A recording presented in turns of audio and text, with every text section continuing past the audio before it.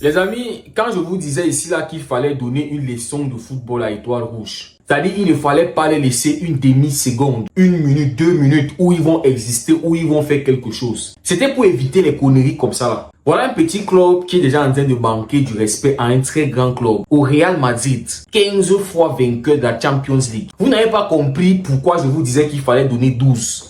Il fallait éteindre Étoile Rouge. C'était pour éviter les choses comme ça. Voilà les retombées. Voilà les retombées du fait que Étoile Rouge a marqué 2 buts au Barça hier. Ils sont en train de manquer du respect au club de Florentino Pérez. C'est-à-dire hier, comme ils ont mis 2 buts face au Barça, ils ont décidé d'envoyer un petit message au Real Madrid. Ouais, on a peut-être perdu, mais au moins nous, on a trouvé la solution pour marquer 2 buts. Je vous disais ces choses-là. On manque du respect à nos voisins, même si ce sont nos rivaux. Quand même, ce sont nos voisins, nous sommes espagnols. On ne peut pas permettre qu'un petit club de la Serbie manque du respect au grand Real Madrid. Quand même, les gars. C'est pour ça que je vous disais qu'il fallait taper les gars là. Il fallait leur donner une leçon de football. Il fallait les éteindre. Il fallait jouer un match, c'est-à-dire du début jusqu'à la fin, rien. Aucune occasion. Maintenant, ce que vous allez faire là, voilà les retombées. Étoile Rouge a déjà envoyé un message. Demain, si un autre petit club réussit à marquer 1 ou 2 buts face au Barça, ils vont envoyer un autre message encore. Ils vont envoyer un message au Real Madrid. Ne soyez pas surpris. Voilà les choses qu'ils voulaient éviter. Moi, je n'aime pas quand on manque du respect au Real Madrid. Bah les couilles. Donc quand je vous disais il faut donner 7, il faut donner 8. Les gars étaient en train de dire 5-1, 4-1, 3-1, 6-1. Les 1 là c'est le manque de respect au Real Madrid. Le Real qui n'a pas pu marquer face au Barça, le grand Real Madrid, après avoir fait une remontada face à Dortmund. Et nous on arrive chez eux, humiliation totale. Mbappé toujours hors jeu. En plus de ça, pas de ballon d'or. Ils attendaient au moins le ballon d'or. Ça dit pour se consoler après avoir été humilié à Santiago Bernabéu. Voilà les retombées. Mais bas les couilles. Je suis là en train de défendre les gars qui étaient même en train de souhaiter que nous on paye. Oui, ils attendaient que Étoile Rouge nous surprenne. Il y a des gars qui m'ont dit en commentaire, ça a été un match nul 1-1 entre le Barça et Étoile Rouge. Mais quel manque de respect.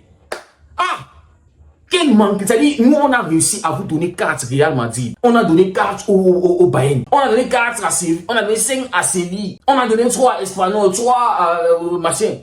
Et vous, dans vos têtes, on pas joué face aux gars qui n'ont gagné aucun match en Champions League. Et vous, dans vos esprits, c'est-à-dire dans vos têtes de losers, vous pensez que nous, non mais les gars, quand même. Donc on allait partir comme ça là, et Étoile Rouge allait nous gagner 1-0. Donc le Barça qui marque des buts. Nous sommes actuellement, on a marqué 56 buts en 16 matchs depuis le début de la saison. 56 buts. 55 buts. Donc vous pensez que on devait aller, non, avant le match d'hier c'était à 50. Donc nous on allait aller à Étoile Rouge et rentrer les mains vides.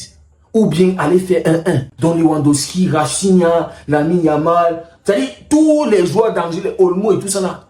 Et les gars là ils allaient nous attraper, ils allaient nous mettre jusqu'à ce qu'on n'allait pas marquer. Non mais les Madrilènes. Aïe. Les gars je vous dis toujours que non. Si on veut continuer à être humble face à ces gars-là, non, c'est nous-mêmes qui allons perdre. Il n'y a pas d'humilité qui tient cette saison. À partir de maintenant. Et je déclare la crise sur le Real Madrid pendant 5 saisons. Parce que eux-mêmes, ils aiment voir le Barça en crise. Ils aiment voir le Barça souffrir. Eux-mêmes, ils n'ont pas la langue dans la poche. Donc si on continue les chambres comme ça, là, c'est bien. C'est très bien. Ils sont à l'image de leur joueur qui est soi-disant meilleur joueur du monde, là, Vinicius, et Mbappé, tout ça. Ils sont à l'image de leurs joueurs là. Ils n'ont pas la langue dans la poche. Ils n'ont pas de classe. On se disait que le Real Madrid c'est un club qui a de classe, machin fait play, ils sont pas allés au Ballon d'Or. Manque de classe. Si on veut vous chambre, ça dit, c'est pas mon problème. Quand on continue de vous chambrer, vous aimez voir quand les autres sont chambrés. Vous-même vous êtes des chambreurs. Donc félicitations encore Étoile Rouge. Oui, surtout d'avoir envoyé ce message là au Real. Pour les rappeler qu'ils sont faibles. Et si je suis à la place de Florentino Pérez ou bien à la place de ceux qui programment les matchs l'année prochaine là, programmez Étoile Rouge pour la pré-saison. Et si vous êtes trop fort, vous les tapez. Oui, parce qu'actuellement là, Étoile Rouge, je suis sûr que s'il y a un match là, Real m'a dit Étoile Rouge, ils vont vous taper. Oui, ils vont vous taper les gars. S'il y a un match Étoile Rouge Bayern, Étoile Rouge peut s'en sortir avec un match nul. Oui. N'en parlons pas des Séville, City et toutes ces autres équipes-là. Et toi, où je vous tabasse, vous êtes tous des petits. C'est-à-dire, Silas a marqué un but dans le bon timing. C'est-à-dire, il a bien calculé sa course, il a battu le piège du hors-jeu. Ce que Kylian n'a pas pu faire en 90 minutes. Donc, actuellement, on peut dire que Étoile Rouge est meilleur que le Real Madrid. Et puis, les amis, aujourd'hui, Didier Deschamps a publié la liste de ceux qui vont aller en trêve internationale. Donc, ceux qu'il a sélectionnés. Je vois qu'il n'y a pas le nom de Kylian. Et Didier Deschamps dit qu'il l'a échangé avec Mbappé. Et que ça n'a rien à voir avec son procès judiciaire. Et voilà, accusé de... Voilà, vous connaissez. Mais qu'est-ce qui se passe de Kylian? Parce que ce qu'on sache, tu n'es pas blessé. Qu'est-ce qui se passe? Frérot, tu n'as pas encore digéré l'humiliation classique. Oh là là, mon petit. 8 fois hors jeu. Tu n'as pas encore digéré le ballon d'or qu'on n'a pas donné à Vinicius. Ton bro, ton bon gars maintenant, ton bon partenaire. Tu n'as pas encore digéré le ballon d'or là. Oh là là, ça va être très dur. Et j'imagine aussi que tu n'as pas digéré le fait que tu n'étais pas à la cérémonie. Alors que tu devais recevoir le prix du meilleur buteur de la saison avec Harry Kane. Oh là, tu aurais voulu quand même aller là-bas, Kylian, les photos et tout. Mais Florentino Pérez t'a dit que mon petit, tu n'es pas ici au PS là où tu fais tes conneries là. C'est ma maison, c'est moi le père de la maison. Quand je dis personne ne bouge, tu vous asseyez dans vos chambres. Donc il y a tout ça là. Moralement, ça ne va pas sur Kylian. Et puis là, c'est Milan qui les a. Humiliation encore à domicile. Et tous ceux qui sont en train de dire que c'est Kylian qui a déstabilisé le Real Madrid, le poste de 9, il ne s'en sort pas, il ne marque pas les buts, il est venu au Real pour le ballon d'or, mais les choses sont compliquées. Il est en train de réfléchir comment il va envoyer Vinicius en Arabie Saoudite ou peut-être à Inter Miami. Non, pas Inter Miami, il va aller pour Inter Miami, pardon. Ou bien il va l'expulser, l'envoyer quelque part pour qu'il puisse occuper le poste de d'ailier gauche. Donc Kylian est en train de réfléchir à tout ça. Je me dis que c'est ce qu'il a dû causer avec Carlo Ancelotti. Il lui a dit que c'est chaud. Même comme Carlo Ancelotti dit que il voulait venir. Mais bon, je lui ai dit que mensonger, il ne voulait pas venir, il ne pouvait même pas venir. Déjà qu'ils avaient menti qu'il était blessé, on lui a vu jouer face à Lille et on l'a vu jouer encore face à Valencia. En plus de ça, on l'attrape dans un autre pays en boîte. Il est capitaine, censé être le leader de l'équipe, mais il décide de boycotter l'équipe. Maintenant, ça ne va pas au Real Madrid comme il avait programmé, comme ils avaient tous planifié qu'ils allaient détruire le Barça, ils allaient détruire, terrifier tout le monde entier, la planète football. Ça ne va pas comme prévu. Il a honte, c'est pour ça qu'il ne peut pas venir en équipe de France. Même si Carlo Ancelotti dit que il voulait venir, monsieur, mensonge. On connaît Kylian, c'est un monsieur qui a tellement d'ego, son image, son nom et tout, parce qu'il sait qu'il va être sifflé. Il sait, il a été sifflé à Lille et il sait que s'il remet les pieds actuellement à Clairefontaine, équipe de France, premier match, le public va le siffler et sûrement il va encore flop ce match-là et on va encore le siffler. Deuxième match, on va encore le siffler. Et peut-être il va flop encore. Donc il est en train de calculer un moment où, un mois peut-être, où il va marquer peut-être 2 buts, faire quelques passes décisives quand son moral sera un peu là pour venir, pour... Oh mon petit Kylian. En tout cas, mais sinon les amis, le prochain match du Real Madrid en Champions League, Liverpool. Oh ça c'est le match à ne rater sur aucun prétexte. Aucun prétexte les gars. Le Real Madrid qui se déplace à Anfield. Real Madrid actuellement 18e en Champions League, les tenants du titre. C'est-à-dire que avant que on ne fasse même les tirages au sort et tout, on voyait le Real Madrid être directement qualifié. C'est-à-dire que si on disait à quelqu'un que actuellement là, le Real Madrid allait être 18e. On allait dire que tu es juste un haineux. Toi, tu es juste une mauvaise gueule. Toi, tu mérites qu'on t'enferme.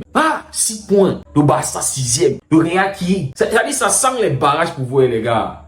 Ça sent les barrages, gars. Ça sent que vous allez jouer les playoffs. Vous allez devoir vous battre pour venir en 8e de finale. Mais force à vous pour Liverpool. Parce que, ça dit, j'ai envie de voir la sorcellerie que le Real Madrid va faire pour gagner Liverpool.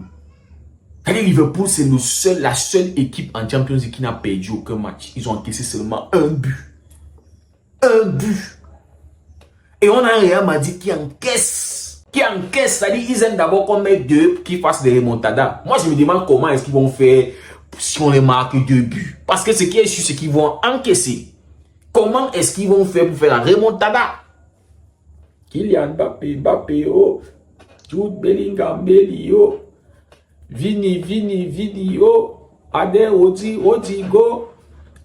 Bobby, Charlton, Edrico. Ada, Goule, oh. Comment est-ce qu'ils vont faire pour marquer, c'est-à-dire pour faire une remontada face à Liverpool? Liverpool est solide défensivement. C'est-à-dire quand je regarde même mon équipe Barcelone actuellement, on marque des buts. Je me dis comment est-ce qu'on va faire? C'est-à-dire que déjà que derrière, on risque d'encaisser des buts, mais on va faire face à une défense qui est hyper solide. C'est-à-dire j'ai peur. Quand je regarde Liverpool, j'ai peur. Actuellement là, parce que même City, ils sont prenables. Le Barça affronte City maintenant. Ils sont prenables. Mais Liverpool, non. Je vous dis que actuellement là, même si on est en train de dire que actuellement le Barça c'est la meilleure équipe au monde, non. On va se calmer un peu. Là, on va se calmer un peu. Je suis pas en train de dire qu'on va être humble. C'est juste que j'ai en train de dire qu'on va se calmer un peu. Parce que Liverpool, c'est qu'ils sont en train de faire leur début de saison. Même s'ils ne marquent pas beaucoup de buts, ils sont irrésistibles. Maintenant, le Real Madrid, s'ils prennent 2 face à Liverpool, comment est-ce qu'ils vont faire pour rembourser? Comment est-ce qu'ils vont faire? C'est-à-dire, j'ai envie de voir la sorcellerie que Mbappé, Vinicius, Carlo Ancelotti vont nous sortir face à Liverpool. Mais s'ils n'ont pas cette sorcellerie-là et cette magie-là, si c'est toujours la même équipe-là qui va aller faire face à Liverpool, non. C'est une autre humiliation en Champions League.